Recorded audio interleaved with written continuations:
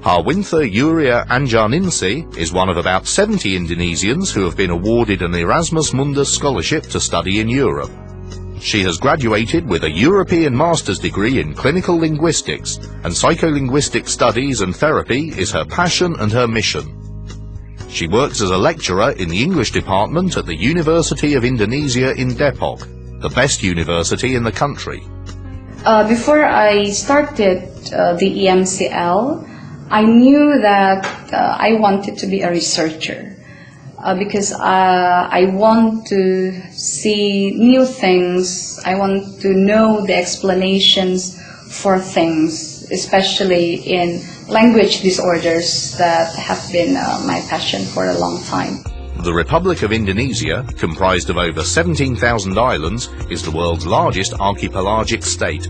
With a population of over 200 million people, it is also the most populous Muslim-majority country.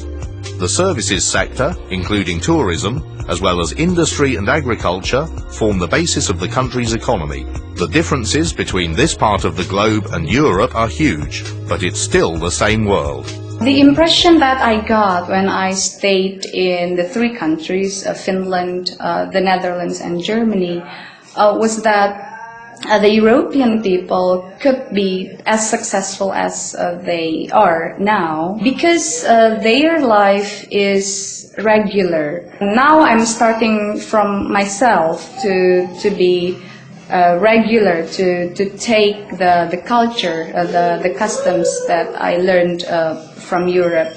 Hopefully in the near future we can have regular bus schedules like in Europe. Harwintha lives in West Java, in Depok, a city of 500,000 people built on an old 17th century Dutch colony. The religious, cultural and architectural influences of those times are still visible today in the community of Belanda Depok, also known as Dutch Depok. What I didn't like in Europe was that many men and women kiss in public passionately, and that's not polite according to Indonesian culture. We are embarrassed, but then I tried to understand that that's the way they live.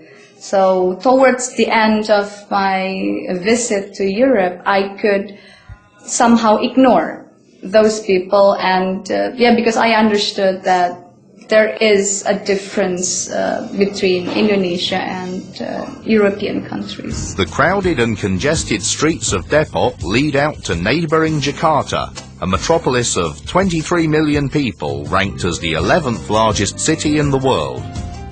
On weekday mornings, Harwintha makes her not very long but very time-consuming way from her home to the university.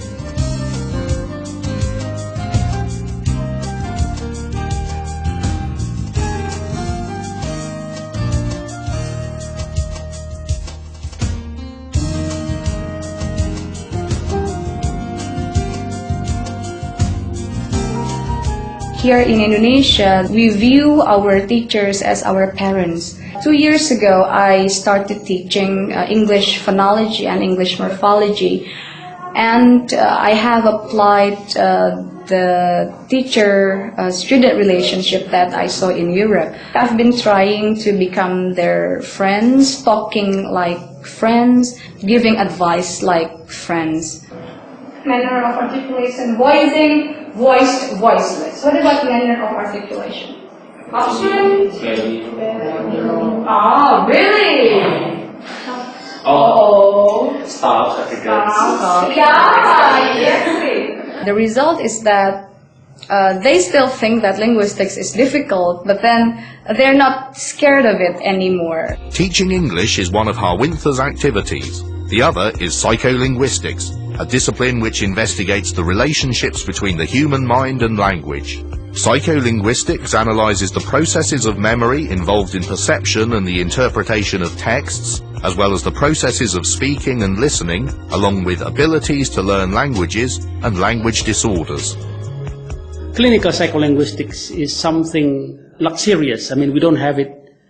We don't have many people at the moment who are concerned and who know something about clinical psycholinguistics. So it is really important. So I believe she can contribute to the society, but also to the educational institutions here in Indonesia. The children with dyslexia are sometimes treated as children with low IQ. If we know that they have dyslexia, we can diagnose them, we can help them. They will have a better future.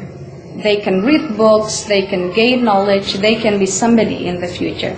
There are only 300 professional therapists in clinical linguistics, and only 3 higher education institutions, including 1 state university, teach students in this field. Program lainnya selain meningkatkan pendidikan. As we try to increase the number of academies or education centers in order to improve the quality of speech therapists here in Indonesia, the Association of Speech Therapists also tries to cooperate with individuals and institutions with relevant knowledge and skills. The knowledge which Harwintha gained in Europe can be very helpful for us here. I really hope I can help children with language problems.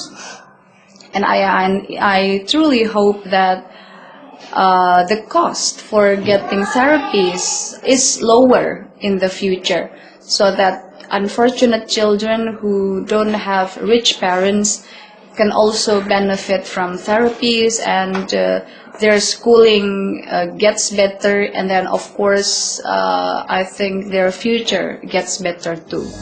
Harwintha is a modern woman. Although in Indonesia the role of women in public and family life is rather traditional, there are some changes going on in this sphere. This country, one of the biggest in the world, develops and absorbs Western models of living, while at the same time preserving its unique identity. Indonesia is also a country of contrasts, both in terms of the economy and in ways of thinking about and perceiving the world.